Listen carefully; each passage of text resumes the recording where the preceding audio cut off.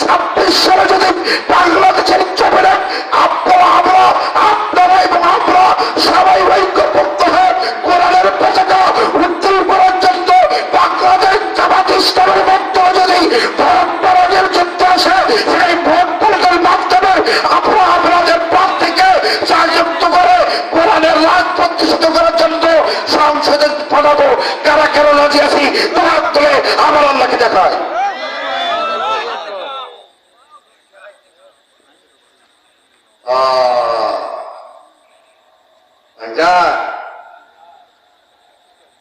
এই জজবা দিয়ে ইসলাম কার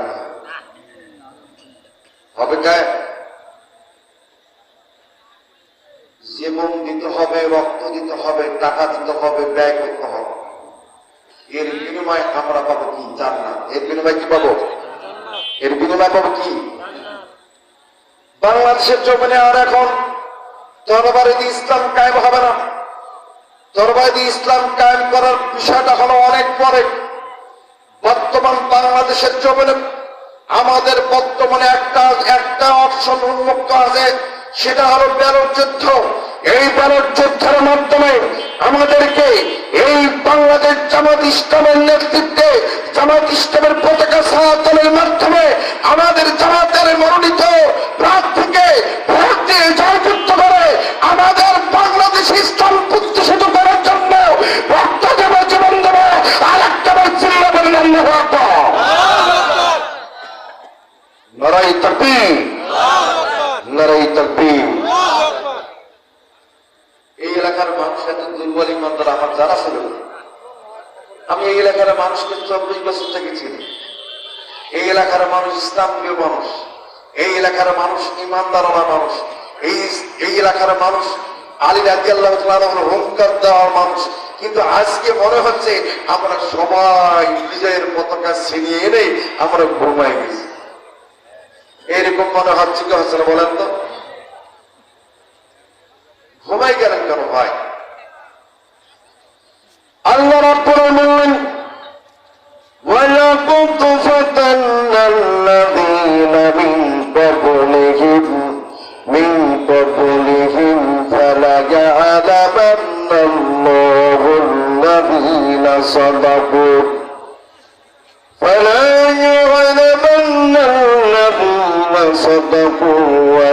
وَلَيَعْلَمَنَّ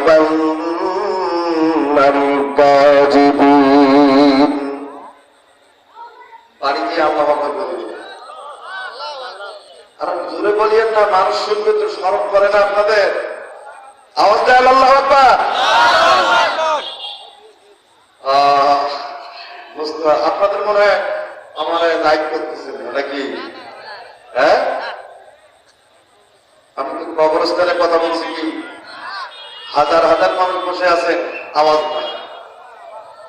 তাহলে 3 নম্বর আয়াতে আমার আল্লাহ কি বললেন?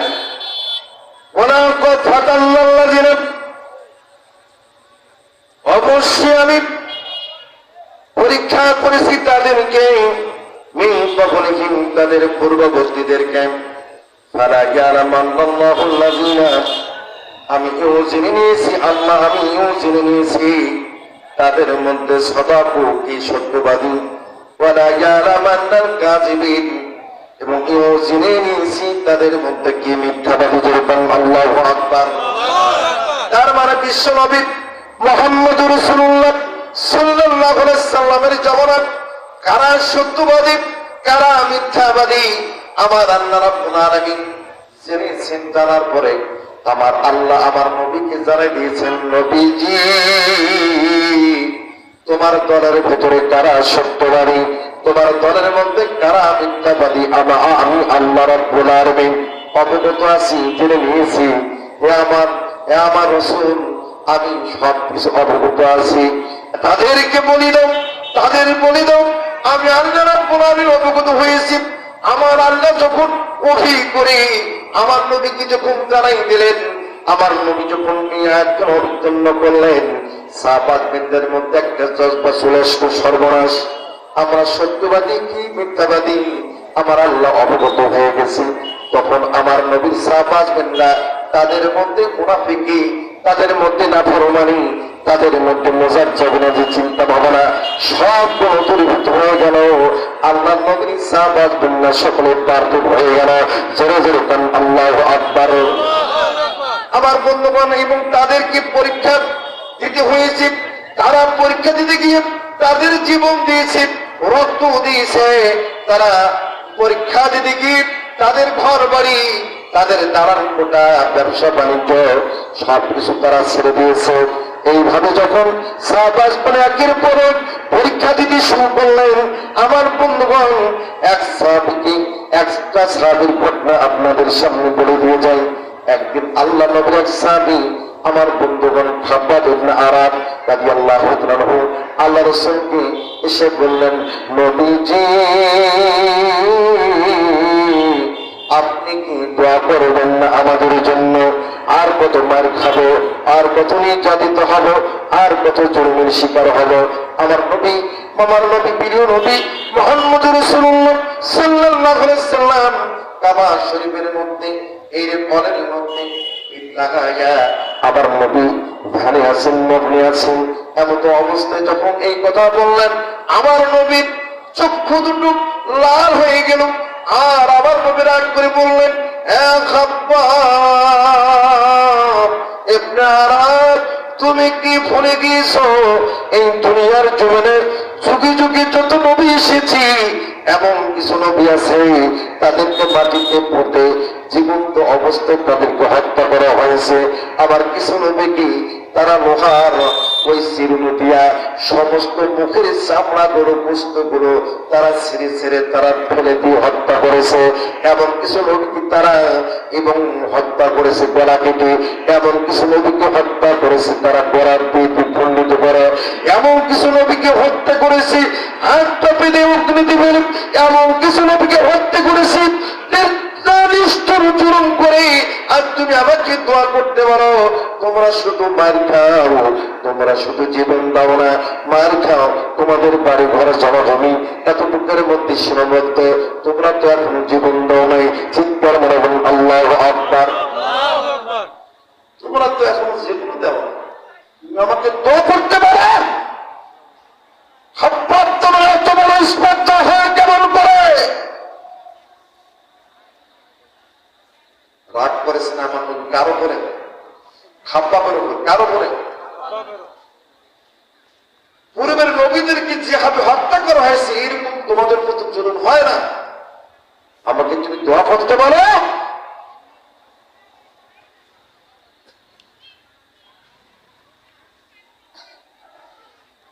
এখন আসুন, আমাদের জাতির পিতা কে? জোরে কর, কোন নবী? ইব্রাহিম নবী।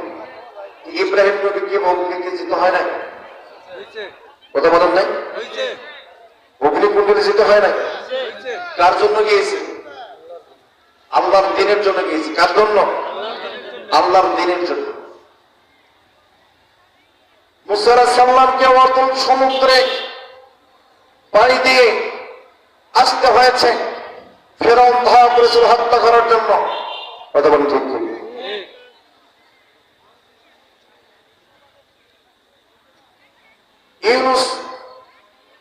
ইউনূস নবীকে মাছের পেটে যেতে হয়েছে। কথা বলেন ঠিক ঠিক? এইভাবে বিভিন্ন ভাবে নবীদেরকে পরীক্ষার সম্মুখীন হতে হয়েছে। আমার নবী অনুরূপ 3 বছর জেল খেটেছে। আর আমরা দিনের জন্য খরচ করতেও জানি না, জেল খাটতেও জানি না, জীবন দিতেও জানি না। কথা বলেন ঠিক? কিন্তু আপনাদেরকে বলে দিয়ে যায়, সে দিনের জন্য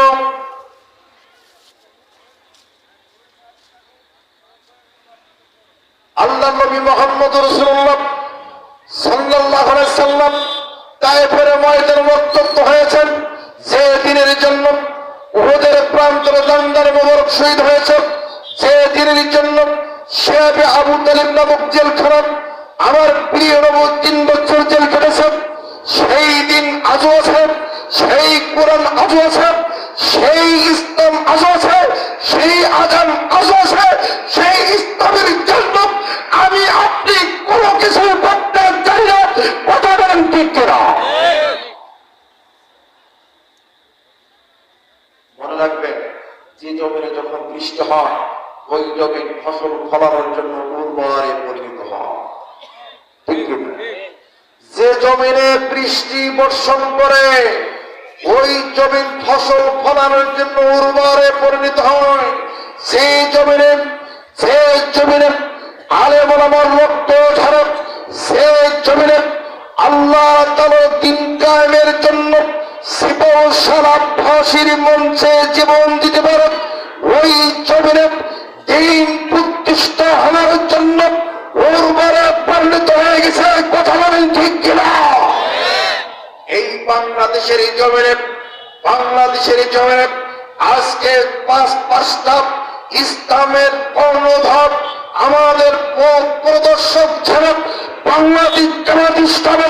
তারা জীবন দিয়ে ফাঁসিতে মঞ্চে ঝরে বাংলাদেশের ইমানদারকে আলেম ওলামাদেরকে চোখে আঙুল দিয়ে দেখে গিয়ে যে বাতিলের সঙ্গে কোন ইমানদার আপোষ করতে পারে না, কাফের মুশরিকদের সাথে কোন আলেম ওলামা আপোষ করতে পারে না, বাতিলদের সঙ্গে কোন ইমানদার টুকরো দাঁড়িয়েওয়ালা আপোষ করতে পারে না। এটাই হলো সত্য পথ, এটাই হলো সত্য পথ, এটাই হলো আল্লাহর দেখানো পথ। চিৎকার করে আল্লাহু আকবার।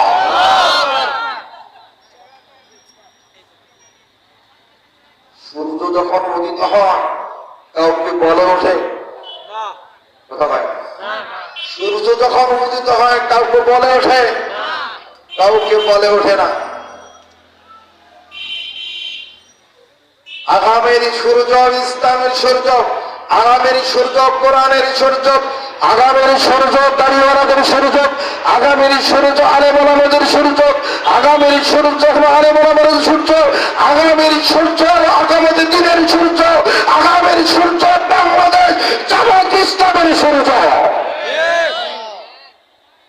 সুতরাং ভয় পাওয়ার কারণ দেখি না। দুই সাপের একই বিষ, বলেন? দুই সাপের একই বিষ।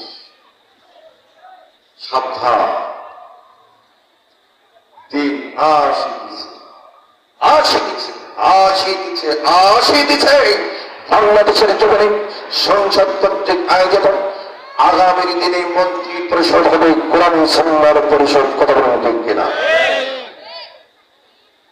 আল্লাহ রাব্বুল আলামিনের কাছে যখন ওহী আসলো, ওয়ালাউ কুনতু ফাতান্নাল্লাযীনা মিন ক্বাবলিহিম ফালা ইয়া'লামান্নাল্লাযীনা সাদাকু ওয়ালা ইয়া'লামান্নাল কাযিবিন।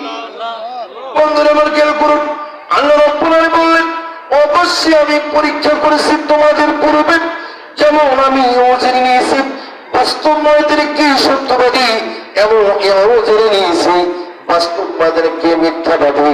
আমি আল্লাহ জেনে নিয়েছি। আমার বন্ধুগণ, আল্লাহ রাব্বুল আলামিনের বন্ধুগণ হাবিবের কাছে একজন সাহাবী এসে যখন বললেন, ও ইয়া রাসূলুল্লাহ, আপনি কি দোয়া করে দেন না? আর কত মার খাবো, আর কত নির্যাতিত হব, আর কত জুলুমের শিকার হব। আর রাসূল বললেন, এ আমার খাপ্পা, দুনিয়ার জমিনে কি তুমি জানো কত নবীকে হত্যা করা হয়েছে, নির্যাতিত করা হয়েছে? তোমরা শুধু জুলুমের শিকার হও, মায়ের খাও, তোমাদের সম্পদ লুণ্ঠন হয়, এর জন্য তুমি দোয়া করতে পারো। আমার বন্ধু খাব্বাব রাদিয়াল্লাহু তাআলা বললেন, আমি দুনিয়ার জমিনে এই ইসলামের জন্য আমার বাড়ি ছিল ইরাক থেকে আমাকে ছোট্ট বেলায় আমাকে নিয়ে আসা হলো একজন হলো দাস হিসেবে আমাকে বিক্রি করা হলো।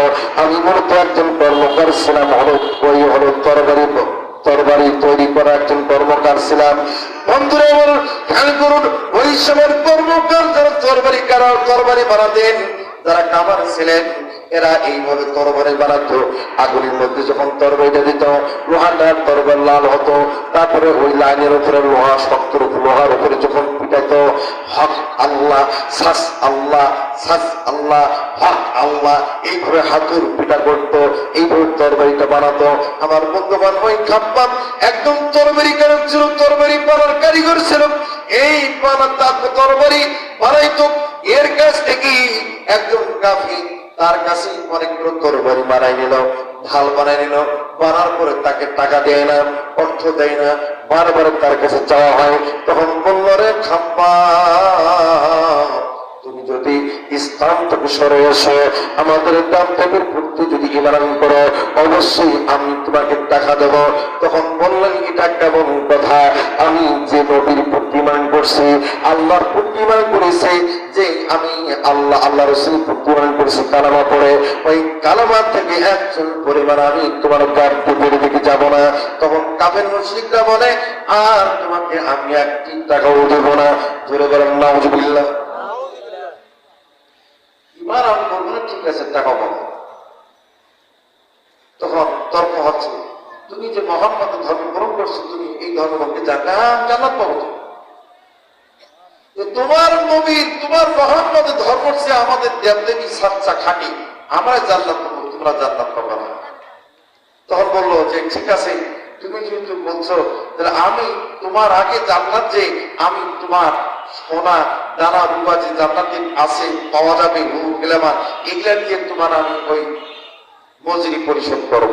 এই কথা যখন বললো, আল্লাহ রাব্বুল আলামিন এটারও একটা দলিল দিলেন। কেমন দেখেন, আল্লাহ রাব্বুল বললেন, আম হাসিবাল্লাযীনা ইয়ামালুনাস সাইয়্যাতি আন ইয়াসবিকুনা সাআ মা ইয়াহকুমুন। আল্লাহু আকবার। আম হাসিবাল্লাযীনা ইয়ামালুনাস সাইয়্যাতি আন ইয়াসবিকুনা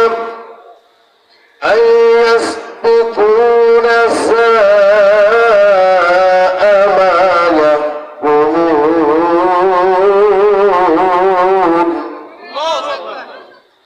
আল্লাহ রাব্বুল বললেন, তোমরা কি মনে করেছো তোমরা কাজ করবে খারাপ, তোমরা বলবে আমি তোমাদেরকে ছাড়িয়ে যাব।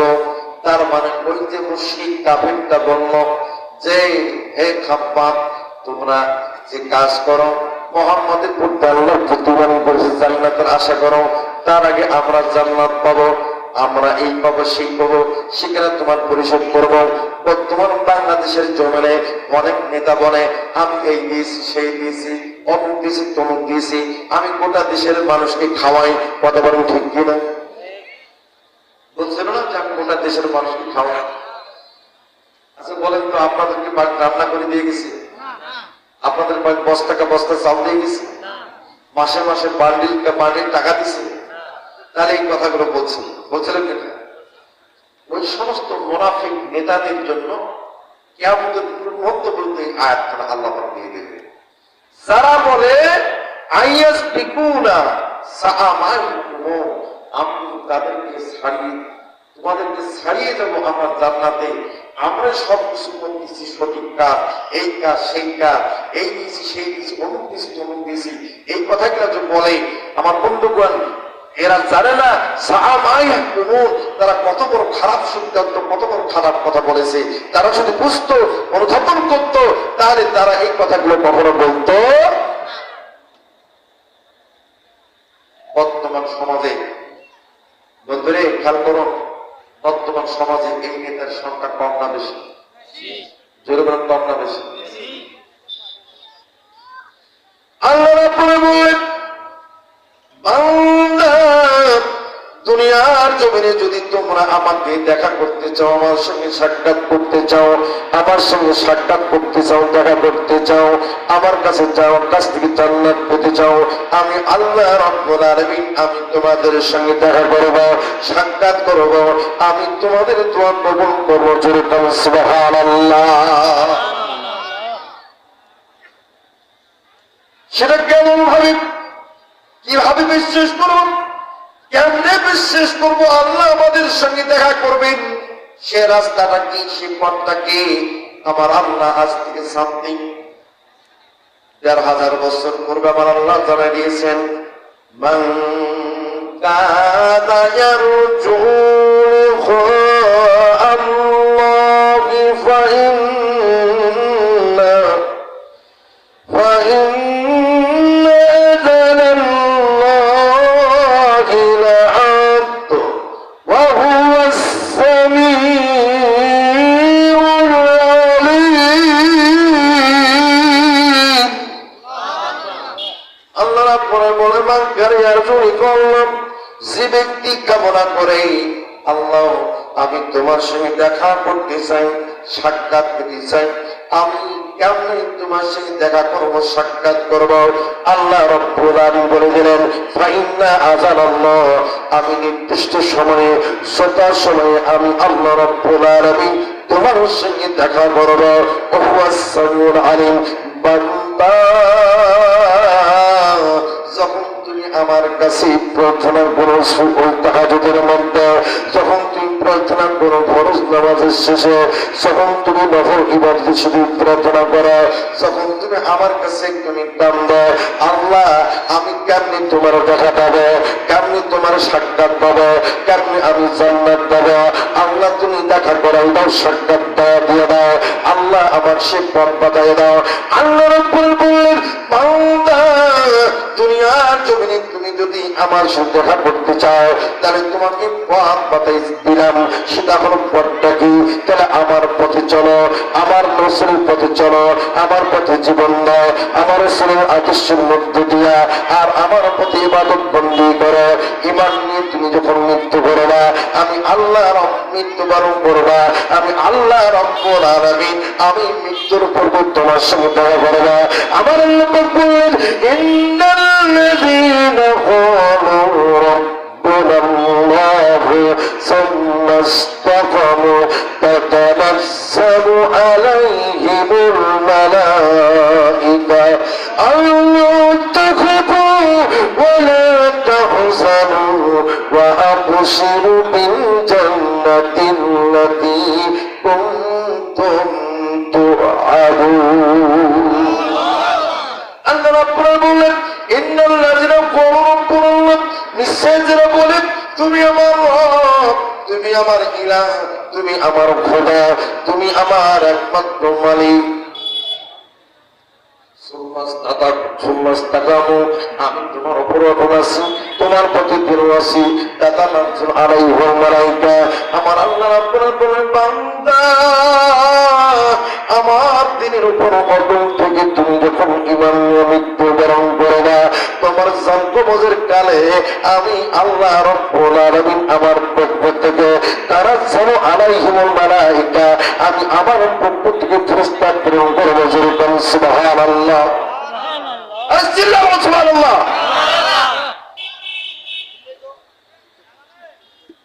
ফেরেশতা যখন আসবে, আমার বন্ধুগণ ফেরেশতা এসে বলবেন, তানাজ্জালু আলাইহিমুল মালাঈকা, ফেরেশতা বিদ্যুৎ হওয়ার পর বলবেন, তাখাফু ওয়া লা তাহজানু, ভয় পেও না, চিন্তা করিও না। ও আল্লাহর গোলাম, আল্লাহর বান্দা, তুমি চিন্তা করিও না, ভয় পেও না। আমরা আল্লাহর পক্ষ থেকে এসেছি, আমরা ফেরেশতা। তুমি না আল্লাহর জমিনে হেঁটে হেঁটে পা পা করে মসজিদে গিয়ে নামাজ পড়েছো। ও আল্লাহর বান্দা, হেঁটে হেঁটে পা পা করে তুমি না 3 টাইমের জন্য ওই রাজপথে কোরআন সুন্নাহ কামতের দিনের জন্য নারায়ে তাকবীর ধ্বনি দিয়ে স্লোগান দিয়েছো। তুমি না অস্ত্র ধারণ করছো ইসলামের জন্য, তরবারি ধারণ করছো। তুমি না হেঁটে হেঁটে পা পা করে ওই গরিব মানুষের মেয়ের বিয়া দিছো। তুমি না হেঁটে হেঁটে পা পা করে ওই মানুষের জানাজায় গিয়েছো। তুমি হেঁটে হেঁটে পা পা কইরা তুমি একটা মাদ্রাসা করেছ। হেঁটে হেঁটে পা পা কইরা তুমি সবগুলো আমলে সলে করেছো, নেকির কাজ করেছো। আল্লাহ রাব্বুল আলামিন আজকে তোমার জন্য আমাদেরকে প্রেরণ করেছি। আমরা আল্লাহর পক্ষ থেকে ফেরেশতা, তারা আল্লাহর পাকের পক্ষ থেকে ফেরেশতা। আল্লাহ তাখাফু ওয়া লা তাহজানু, ভয় পেও না, চিন্তা করিও না। অবশুরুল জান্নাতিল্লাতী কুনতুম তুআদুন। আর আল্লাহ রাব্বুল আলামিন তোমার জন্য সুসংবাদ দিয়েছেন, তোমার কোনো ভয় নাই। আল্লাহ ওয়াদা দিয়েছেন তোমার জন্য জান্নাত। জোরে জোরে বলুন সুবহানাল্লাহ। জান্নাত কারা কারা যে হাত তুলে দেখাইতে? আমিন আমিন মাশাআল্লাহ। আমরা সবাই জান্নাত চাই। আল্লাহ যেন আমাদের প্রত্যেকই জান্নাত হিসেবে কবুল করেন। আমি যতক্ষণে কথা বলছি কোরআনের বাইরে কি কোনো কথা বলছি? বলেন, আপনার কি কষ্ট হয়? শেষ করবো নাকি? দেখেন, এই মরণকালে যদি ঈমান নিয়ে মরতে পারি, মালাকুল মউত এসে আমার আপনার জান কবজ করবে। কি করবে? কথা বলেন কেন? জান কবজ করবে। জান কবজ করার সময় আমার আপনার অঙ্গ প্রত্যঙ্গের ঈমান মানে জবান খুলে দেবে, বলবে যে আমার দিয়ে জান কবজ করবে। মানে এই মুখ দিয়ে আল্লাহর জিকির করেছে, এই মুখ দিয়ে আল্লাহর সত্য কথা বলছে, এই মুখ দিয়ে কোরআন সুন্নাহর পক্ষে কথা বলেছে, এই মুখ দিয়ে সব সময় ভালো কাজ ন্যায় কাজ করেছে, এই মুখ দিয়ে জান কবজ করতে পারবে না। সমস্ত অঙ্গ প্রত্যঙ্গের জবান খুলে দেবে। হয়রান হয়ে এই মালাকুল মউত আল্লাহর কাছে কমপ্লেন দিবে, ইয়া আল্লাহ, ইয়া রব, হে মালিক, আপনার বান্দার জান কবজ করতে গেছে তার অঙ্গ প্রত্যঙ্গের জবান খুলে গিয়েছে।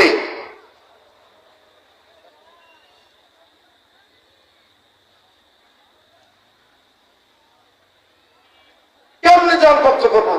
তার তো সব জবান খুলে গিয়েছে। আল্লাহ পাক বললেন যে হে আমার মালাকুল মউত ফেরেশতা, আমি আমার বান্দাদেরকে বলছিলাম দুনিয়ার জীবনে, মান কানা ইয়ারজু লিকাল্লাহ ফাইন্না আযাবাল্লাহি লাআকুহু সামিউল আলিম।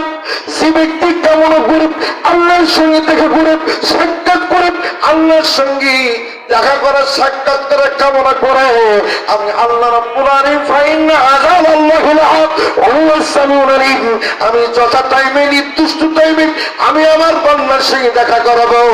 ওয়া সামিউল আলিম, আমি তাদের দোয়াগুলো শুনেছি, আমি তাদের প্রার্থনা শুনেছি, আমার সাক্ষাতের কথা শুনেছি। তুমি যাও যাও, তোমার ডান হাতের মধ্যে আমার কুদরতি ওই জান্নাত তুমি দেখাও, আর জান্নাতের সকল নাজ নিয়ামত দেখাও। আল্লাহ রাব্বুল আলামিনের ফেরেশতা মালাকুল মউত যখন সব কিছু দেখাবে জান্নাত, আমার বন্ধুগণ নাজ নিয়ামত যখন দেখাবেন, আমার আপনার জবান বন্ধ হয়ে যাবে, মুখের মধ্যে হাসি যাবে, তখন মুখের মধ্যে কালেমা আসবে, লা ইলাহা,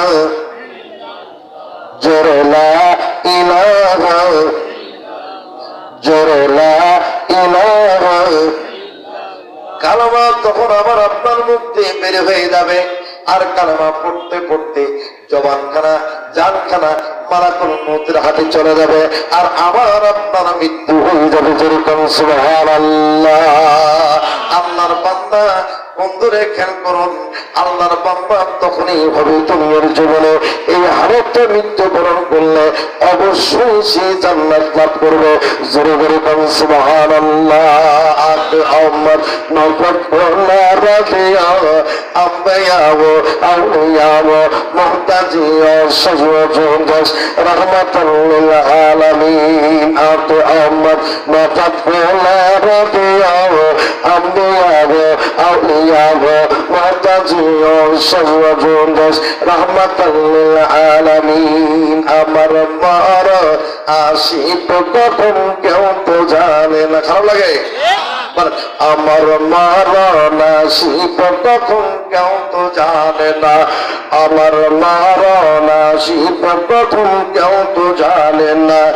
আমি চলে গেলে আমায় তোমরা ভুলে যাও না, আমি চলে গেলে আমায় তোমরা ভুলে যাও না, আমি মারা গেলে আমায় তোমরা ভুলে যাও না।